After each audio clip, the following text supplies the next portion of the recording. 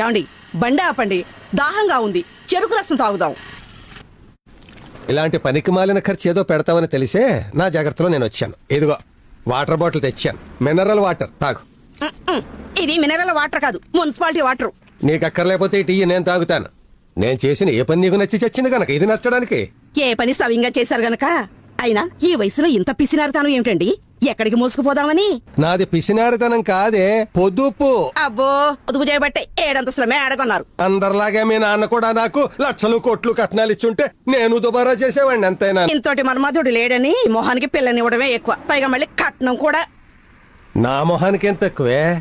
ఎక్కడికి వెళ్తున్నావు చెప్పమని ఇప్పటికి 10 సార్లు అడిగాను. నోరు మూసు కూర్చోమని 25 సార్లు చెప్పాను. అబ్బబ్బబ్బా, ఈ ముసలాడితో చచ్చే చావు వచ్చిందిరా దేవుడా. నేను ముసలోణ్ణి, నువ్వు 16 ఏళ్ల బాలాకుమారి. మరి బాలాకుమారి కోసమే ఆషాఢ మాసంలో గోడ దూకి మోకాళ్ళ మోచిప్పుడు పగలగొట్టుకున్నారు.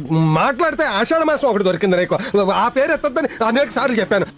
ఉడుకుమోతు పద. గుండ్రైలు అలా కూర్చోకపోతే దిగచ్చుగా. బండి ఆపడానికి బలం లేదు గాని కట్నం ఇచ్చి పెళ్లి కూతురు కావాలంట సోగ్గాడికి. Download ShareChat.